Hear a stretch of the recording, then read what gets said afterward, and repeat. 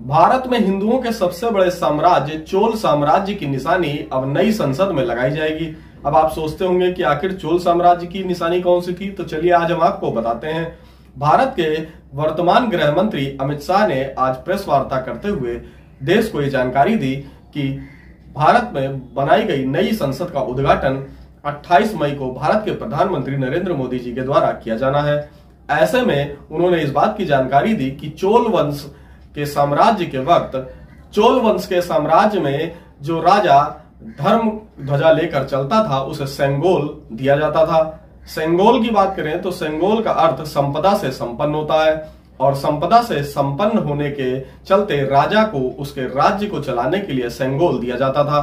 1947 में जब भारत को आजादी मिलने वाली थी तो ऐसे में ये सामने बात आई कि आखिर सत्ता का स्थानांतरण कैसे होगा।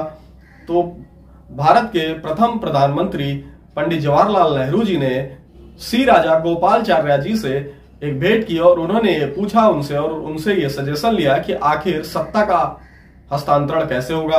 तो उन्होंने इस बात की जानकारी दी कि चोल साम्राज्य के वक्त जब राजा अपने दूसरे राजा को अपनी सत्ता का हस्तांतरण करता था तो उस वक्त पहला राजा दूसरे होने वाले राजा को सेंगोल प्रदान किया करता था। सेंगोल जो है वो धर्म ध्वजा के साथ साथ सच्चाई और ईमानदारी का भी प्रतीक है। जिसके बाद पंडित जवाहरलाल नेहरू ने सी राजा गोपालाचार्य जी के द्वारा बताए गए सेंगोल की जानकारी लॉर्ड माउंटबेटन को दी। जिसके बाद उन्होंने 14 अगस्त 1947 में सेंगोल को भारत के प्रधानमंत्री पंडित जवाहरलाल नेहरू को देर रात में सौंपा और सत्ता सेंगोल के द्वारा ही स्थानांतरित हो गई।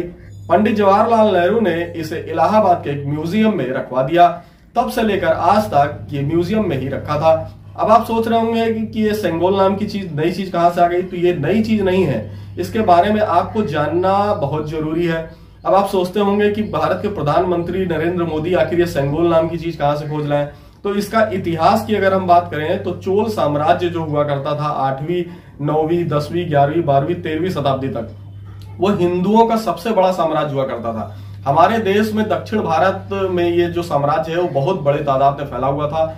इस साम्राज्य की बात करें तो भारत में जितने भी पुराने पौराणिक मंदिर आपको मिलेंगे वो चोल साम्राज्य के ही द्वारा स्थापित किए गए थे। सबसे ज्यादा मंदिर चोल साम्राज्य ने भगवान शंकर के बनाए थे और चोल साम्राज्य के राजा के पास सेंगोल हुआ करता था, क्योंकि सेंगोल जो है वो संपदा से संपन्न राजा को ही सौंपा जाता था और उसके राज्य में कभी भी किसी प्रकार का कोई संपदा और संपन्नता से कमी ना हो, उसका ये प्रतीक माना जाता था।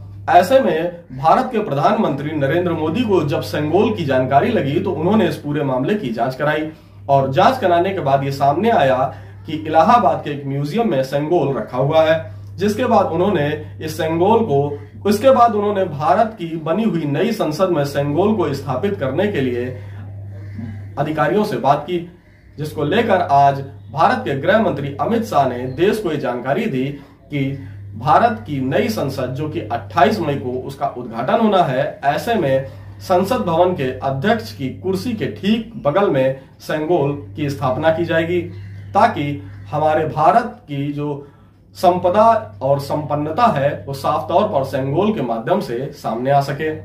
ऐसे में आपने आज तक सेंगोल के बारे में जानकारी नहीं जुटाई होगी, क्योंकि हमारे इतिहास और हमारी संपन्नता को हमारे देश के इतिहास में नहीं डाला गया। आप गूगल में भी सर्च करेंगे तो सेंगोल के बारे में आपको मात्र थोड़ी बहुत क्योंकि आज से ये बात सामने आई है तो इसकी जानकारी आपको मिल सकती है। ऐसे में आज हमने आपको इस सेंगोल के बारे में बताया है। तो चलिए आपको एक चीज और बता देते हैं कि सेंगोल जो है वो राजदंड के नाम से जाना जाता है। राजदंड का मतलब किसी को दंड देना नहीं, जबकि जो राजा के हाथ में जब सेंगोल हुआ करता था तो वो अपने प्रजा के प्रति क्या दायित्व है, प्रजा को किस तरीके से संपन्न रखना है, प्रजा को किस तरीके से खुशहाल रखना है, प्रजा के लिए क्या क्या काम करने हैं, ये जो उसके हाथ में सेंगोल हुआ करता था जिसे राजदंड भी कहते हैं, वो उसे जानकारी रहती थी। और चोल साम्राज्य के लिए ये बहुत ही महत्वपूर्ण चीज है। चोल साम्राज्य की बात करें तो तमिलनाडु, केरल और पूरा दक्षिण भारत इसके अधीन हुआ करता था। तो दोस्तों, आपको हमारे द्वारा दी गई जानकारी कैसी लगी हमारे कमेंट्स बॉक्स में जरूर बताएं। जय हिंद, जय भारत, जय सनातन धर्म।